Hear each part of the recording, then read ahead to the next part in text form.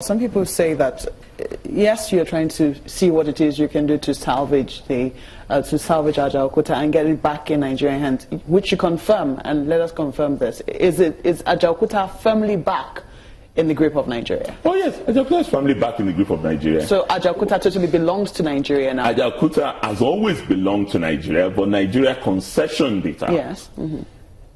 And that's what has kept us in this mess for 8 years. So the revocation of that concession. And that's what we have just resolved. Okay. So the execution of this contract, the ultimate end of it is the reversal of Ajaokuta back into Nigeria's full management. Now, some of Natasha's concerns, she talked about Itakpe, the iron ore mining company, is that you cannot have a steel company without iron ore. And if the Indians were not able to run the steel company, how is it that they're guaranteed to supply iron ore to Ajaokuta and get it back to where it ought to be? Do you exercise any fears there? Well, it's very interesting when people talk from a position of ignorance and parade this as knowledge. There are several steel companies in the world that import iron ore from other places in order to run their companies. So, do we intend to import? No. I'm just telling you that there are several steel companies around the world that does that. 2, even the quality of the iron ore that we have in Itakpe is not steel production grade. So we have to super concentrate it in order to get it to the level that it becomes steel production grade. And that's really the value of the Itakpe iron ore mines.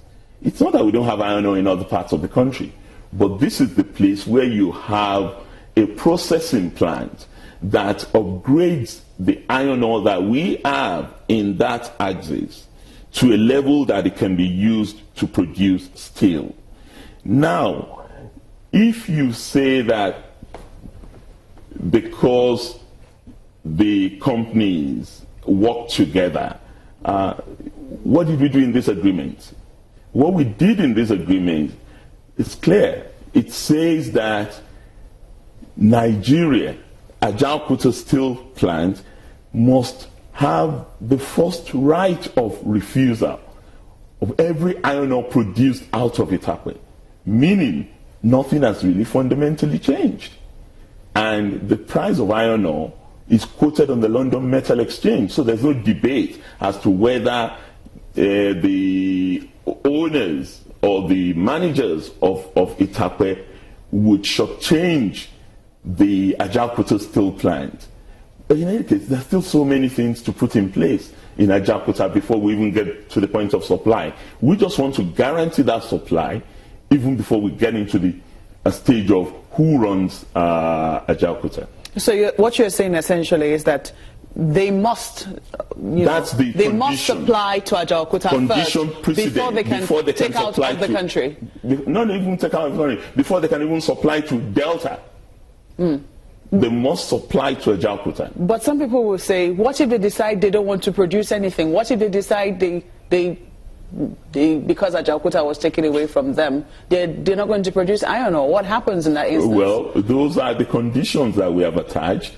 As long as there is iron ore there, as long as the due diligence and the audit that is going on now takes all of these factors into account, there's no reason. It's a commercial operation. Why wouldn't they want to make money? Why are they there? It's a no-brainer. Now, you have targets. Initially, when you came into office, you had your master plan. You also said you wanted steel production to contribute from 0.3% to about 10% of Nigeria's GDP. And you believe in... Not steel, mineral resources. Mineral resources, so thank you for the correction. But where exactly are we now in that plan? Where does this move us forward in that plan? Oh, clearly this moves us forward. We've been stuck for 8 years, Malkwe. How soon? Without anything being done. How soon is Ajaokuta supposed to start work with this new agreement? Well, this new agreement now gives us the opportunity to put out Ajaokuta there for those who have the capability to run it. And I can tell you, we have received a number of expression of interest from the Russians, from the Ukrainians, from the Chinese, from even local Nigerian steel-making companies that want to upgrade their efforts. So, but expression of interest is one thing. Request for proposal is another. So we're now at a stage where we're going into a whole transaction process, hiring transaction advisors, working with the Infrastructure Concession Regulatory Commission, and then getting this process to the point where we choose somebody who have the technical capacity, who have the financial capability, who have the track record to complete the plans and run it. Do you have any bias against the Russians? Not at all. Why would I have any bias against anybody? My interest is Nigeria.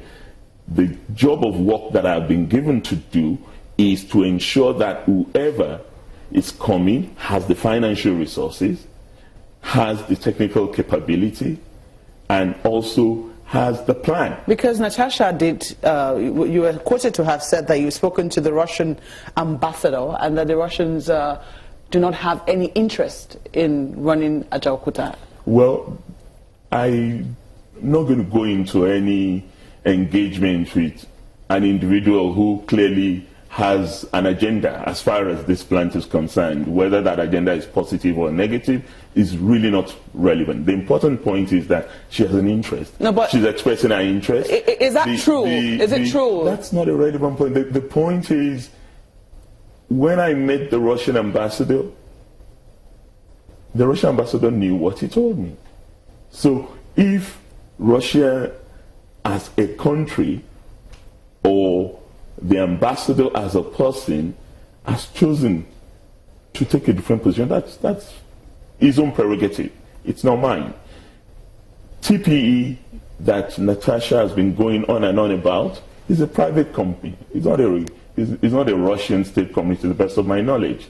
And if it has an interest, fine. When this process starts, TPE should show its interest. The mandate I have from the president is to get the place going by the most credible, capable institution. And if that even happens to be Nigerian, why not? Why don't we do it? I would even much rather, if I were to be given that off chance, to give it to a Nigerian company that has it, because ultimately I would expect the Nigerian company to be more patriotic. But I am not going to prejudge a process that is not going to be handled by me. It's something that we're going to put in the hands of very capable professionals who have experience in this area and who have a track record of really measuring who can deliver. You should know where steel production is in the world globally. It's in some crisis. Onyata does have a question for you. Dr. Fayemi, my question has to do with Global Steel. Do you have an idea of what their plan is like? 1 year, 5 years, and indeed the 7 years. What's their timeline like?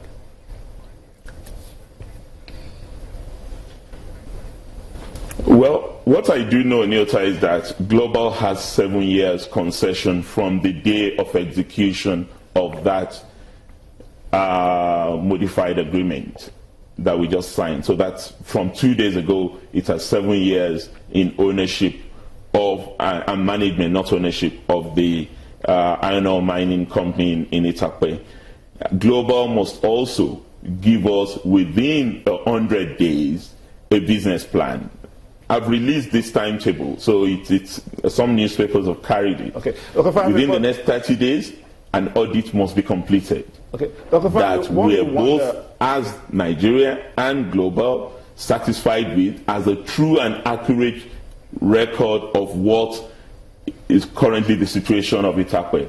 So all of this process, if I'm coming here, Dr. Fayemi, does it mean that there was no business plan before now? Or is the business plan being modified?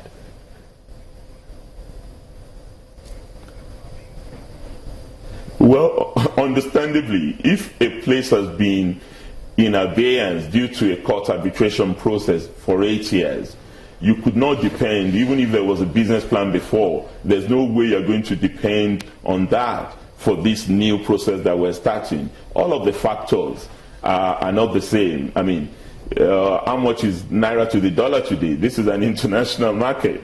So how much was it 8 years ago? So the business plan is bound to change. The financials will change, and all of those factors now have to be looked at on their own merit. Let me quickly put this in. Last time you were here, you talked about how, for the whole of the 2014 budget, $500,000 was what Nigeria had in terms of exploration. Exploration for its mining processes. Right now, we're talking the budget now, 2016 budget. What exactly is in exploration for this year's budget?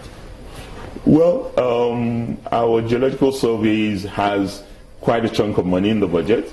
But don't also forget that we are a special sector. You don't want to be more specific? Well, less than 2 billion naira is there. But exploration is not just something done by the state. It's just because our mining sector is at a very low level. That's why we have to trigger exploration in order to get the investors to also chip in their own. In most climes, exploration is done by the private sector investors. But because we want to encourage new investors into this sector, we feel that we need to at least get some baseline studies out there in order to whet their appetite and get them to come in and do more exploration. And the president is going to be putting a lot more funds into this. Because you did say $500,000 for private, both from private and even the government sector as of 2014. Do you have any interest from the private sector as we speak? Oh yes, I just told you. In terms of exploration? Even in terms of exploration, we have several companies approaching us to do joint exploration with our Geological Surveys Agency. We have other companies who are undertaking exploration as we speak in the country. So there's a lot of interest going on. I'm just interested, I'm chuckling a little because, this has been on the front burner. Was that part of the budget affected in any way with the controversy that's ongoing in the House of Representatives, for instance? Not that I'm aware of. I'm not in the House of Representatives, so I don't know anything about what is going on there in terms of the details beyond what I read in the newspapers as you've read it. But I think the members and leadership of the House, as far as my committee is concerned, they've been quite supportive in trying to help us get more funds. But I guess they also have to deal with the general challenge that we have with money in this season. Well, Honourable Minister, I have to thank you for coming. We have to thank you, beg your pardon, for coming on Sunrise Daily. Well, we've been speaking with Dr. Fayemi, who is the Minister for Solid Minerals.